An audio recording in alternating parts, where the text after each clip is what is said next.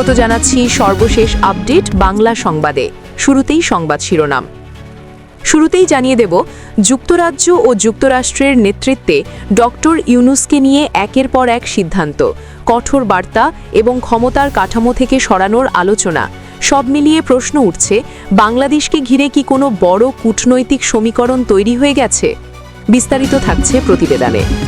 এদিকে চাঞ্চল্যকর তথ্য, দিল্লি থেকেই ইউনূস উৎখাতের ডাক, বিরাট বার্তায় ফিরছেন নেত্রী হাসিনা। বিস্তারিত থাকছে প্রতিবেদনে।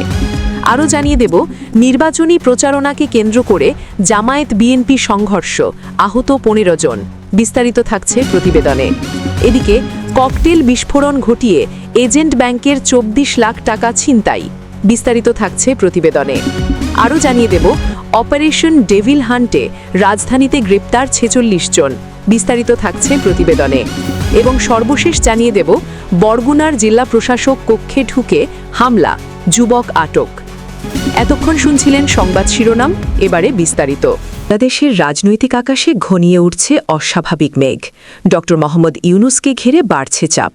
শেখ হাসিনা সরকারের বিরুদ্ধে আন্তর্জাতিক মহলে নাড়াচড়া, এটা কি শুধুই সতর্কতা, নাকি এর আড়ালে লুকিয়ে আছে আরও বড় কোনো ঘটনা?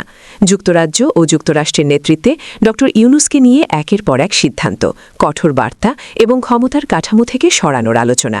সব মিলিয়ে প্রশ্ন উঠছে, বাংলাদেশকে ঘিরে কি কোনো বড় কূটনৈতিক সমীকরণও তৈরি হয়ে গেছে? অনেকেই বলছেন, সাধারণ মানুষের শরীরে আজ লাগার আগেই কূটনৈতিক ও গোয়েন্দাদের রাডারে ধরা পড়েছে কোনো অস্বাভাবিক ইঙ্গিত। এর মধ্যেই নির্বাচনের আগে বিএনপিকে নিয়ে উস্কানিমূলক বক্তব্য দিয়ে গণধোলাইয়ের মুখে পড়েন না ইসলাম। রাজধানী ঢাকায় এক রাজনৈতিক সমাবেশে তার বক্তব্যকে কেন্দ্র করে হঠাৎ উত্তাল হয়ে ওঠে রাজপথ। পরিস্থিতি এতটাই উত্তপ্ত হয়ে যায় যে প্রত্যক্ষদর্শীদের ভাষ্যমতে জনরোষের মুখে না পড়ে তাকে দ্রুত স্থান ত্যাগ করতে বলা হয়। ঢাকার রাজপথে ছড়িয়ে পড়ে উত্তেজনা। এদিকে আন্তর্জাতিকভাবে পিছিয়ে যাচ্ছে ফেব্রুয়ারি মাসের নির্বাচন। রাজনৈতিক মহলে আলোচনা, নির্বাচনের সময়সূচি নিয়ে কি নতুন করে অনিশ্চয়তা? রাজনৈতিক মাঠে খেলা শুরু হয়েছে। চারদিক থেকে ভেসে আসছে ডক্টর মোহাম্মদ ইউনূসকে ঘিরে নালা বার্তা। তিনি স্পষ্ট করে বলেছেন, বাংলাদেশের বর্তমান সরকারকে তিনি বৈধ সরকার মনে করেন না। তার ভাষায়, আগামী 12 ফেব্রুয়ারি যদি নির্বাচন অনুষ্ঠিত হয়, তারপরে দৃশ্যপট বাংলাদেশ রাজনীতিকে আরও অস্থির করে তুলতে পারে। এই অবস্থার মধ্যেই সামনে আসে আরও উদ্বেগজনক খবর। দেশের বিভিন্ন জায়গায় গ্রামীণ ব্যাংকের শাখাগুলোতে পরপর অগ্নিসংযোগের ঘটনা। মুহূর্তের মধ্যে ছড়িয়ে পড়ে আতঙ্ক। ময়মনসিংহের গৌরীপুর উপজেলায় গ্রামীণ ব্যাংকের একটি কার্যালয়ে কে বা কারা দুর্বৃত্তরা অগ্নিসংযোগ চালায়। কার্যালয়ের ভেতরে থাকা গুরুত্বপূর্ণ কাগজপত্র, আসবাবপত্র ক্ষতিগ্রস্ত হয়। ঘটনার সময় ছিল জুম্মার নামাজ। চারপাশ প্রায় ফাঁকা। ঠিক সেই সুযোগেই এই ঘটনা ঘটানো হয়েছে বলে ধারণা। গ্রামীণ ব্যাংকের ফিল্ড অফিসার রহিমা জানান, হঠাৎ জানালা ভাঙা অবস্থায় ভেতরে আগুন জ্বলতে দেখতে পান তিনি। তাৎক্ষণিকভাবে স্থানীয়দের ডাকেন। পরে ফায়ার সার্ভিস এসে আগুন নিয়ন্ত্রণে আনে। পুলিশ জানিয়েছে বিষয়টি তদন্তাধীন। এই মুহূর্তে কে বা কারা জড়িত তা নিশ্চিত করে কিছু বলা যাচ্ছে না। এদিকে চাঞ্চল্যকর তথ্য, দিল্লি থেকেই ইউনূস উৎখাতের ডাক, বিরাট বার্তায় ফিরছেন নেত্রী হাসিনা। বাংলাদেশের বর্তমান রাজনৈতিক অবস্থার নিরিখে গ্রিক দার্শনিকের এই অমোঘ উক্তি ভীষণ রকমভাবে প্রযোজ্য। ব্যক্তির অনিচ্ছায় একটি দেশকে কিভাবে খাদের কিনারে নিয়ে যাওয়া যায়, তার জ্বলন্ত উদাহরণ তিনি। ক্ষমতার লোভ মানুষকে কতটা অসহিষ্ণু করে তোলে, ইতিহাসে তার অজস্র উদাহরণ রয়েছে। সেই তালিকায় যুক্ত হলেন বাংলাদেশের অন্তর্বর্তী সরকার প্রধান। অনেকেই এই পরিস্থিতির জন্য বহিঃশক্তিকে দায়ী করেছে। সেটা যে একেবারে বেঠিক তা বলা যাবে না, কিন্তু ব্যক্তি মানুষ কি কোনোভাবে এই দায় থেকে নিজেকে মুক্ত করতে পারেন? দেশ পরিচালনার ভার যার হাতে হস্তান্তরিত হয়েছে, তার থেকে তো মানুষ ভালো কিছু প্রত্যাশা করেছিল। অনেকে বিশ্বাস করতে শুরু করেছিলেন যে পদ্মা পারে এক নতুন সূর্য উদিত হবে। পালাবদলের জন্ম তো প্রত্যাশার গর্ভে, কিন্তু আশার সেই ভ্রূণকে যথরেই হত্যা করেছেন তদারকি সরকার প্রধান। তার জন্য তিনি বিন্দুমাত্র বিচালিত নন। অনুতপ্ততা বোধ নেই। আত্মশ্লাঘাহীন ব্যক্তি সময়ের হাত ধরে বেপরোয়া ও ভয়ঙ্কর হয়ে ওঠেন। নেতার জন্ম ক্ষমতার জঠরে, আবার ক্ষমতার জঠরেই তার মৃত্যু। দেশের মাটির সঙ্গে যার নারীর টান নেই, তার যে সে দেশের প্রতি, দেশের মানুষের প্রতি বিন্দুমাত্র আন্তরিকতা থাকবে না, তার নতুন করে বলার দরকার পড়ে না। আত্মবিশ্বাস ভুল পথে চালিত হয়ে চরমে পৌঁছলে ব্যর্থ বোধির জন্ম হয়। তদারকি সরকার সেই ব্যর্থ বোধি।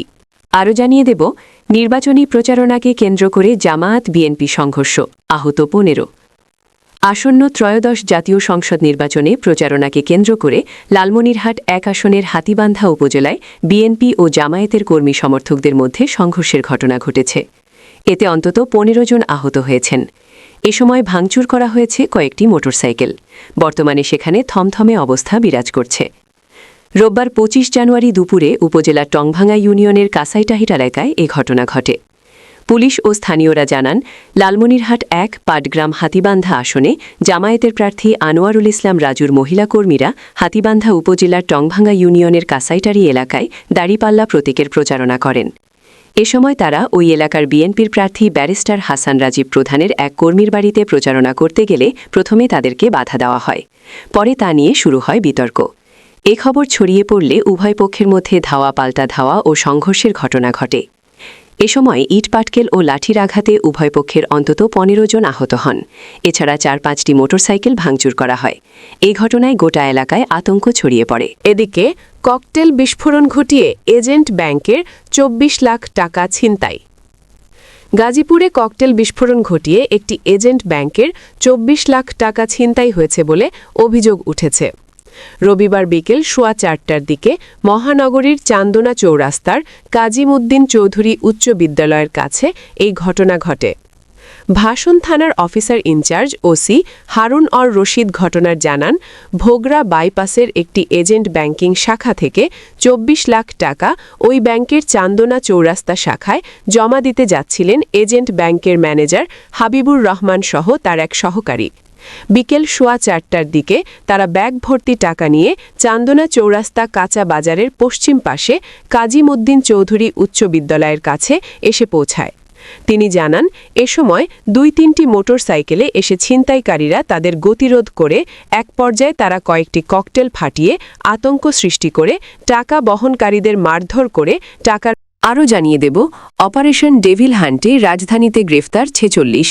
ঢাকা মেট্রোপলিটন পুলিশের ডিএমপির বিভিন্ন থানা রাজধানীতে অপারেশন ডেভিল হান্টের আওতায় অভিযান চালিয়ে বিভিন্ন অপরাধে জড়িত মোট ৪৬ জনকে গ্রেফতার করেছে। রবিবার ২৫ জানুয়ারি বিকেলে ডিএমপির মিডিয়া অ্যান্ড পাবলিক রিলেশনস বিভাগের উপপুলিশ কমিশনার মোহাম্মদ তালেবুর রহমান নিশ্চিত করেন বিষয়টি। তিনি জানান, শনিবার ১৪ জানুয়ারি যাত্রাবাড়ি, মুগদা, রূপনগর, বনানী, শেরেবাংমানগর ও বংশাল থানা এলাকায় দিনব্যাপী অভিযান চালিয়ে এসব গ্রেফতার করা হয়। এদিকে বরগুনার জেলা প্রশাসক কক্ষে ঢুকে হামলা, যুবক আটক। বরগুনা জেলা প্রশাসক ও রিটার্নিং অফিসারের কক্ষে ঢুকে হামলা চালিয়েছেন এক যুবক। এতে ডিসি কার্যালয়ের গোপনীয় শাখার অফিস সহকারী সিএ মোহাম্মদ জহিরুল ইসলাম আহত হন। পরে হামলাকারী যুবককে আটক করে পুলিশের কাছে সোপর্দ করা হয়। রোববার ২৫ জানুয়ারি সকাল ১০:৩০টার দিকে বরগুনার জেলা প্রশাসক ও রিটার্নিং অফিসারের কার্যালয়ে এ ঘটনা ঘটে। আটক যুবকের নাম মোহাম্মদ ইব্রাহিম ৩০। তিনি বরগুনা সদর উপজেলার সদর ইউনিয়নের ৮ নম্বর ওয়ার্ডের বাঁশবুনিয়া এলাকার মোহাম্মদ ইউনুস দফাদারের ছেলে। বরগুনা জেলা প্রশাসকের কার্যালয় সূত্রে জানা গেছে, সকালে সরকারি কাজে বরগুনার তালতলী উপজেলায় যান জেলা প্রশাসক তাসলিমা আক্তার। সে সময় তার কক্ষটি ফাঁকা ছিল। এমন অবস্থায় ১৫ ইঞ্চি আকারের একটি সেলাই রেঞ্জ হাতে নিয়ে হঠাৎ ওই কক্ষে প্রবেশ করেন ইব্রাহিম।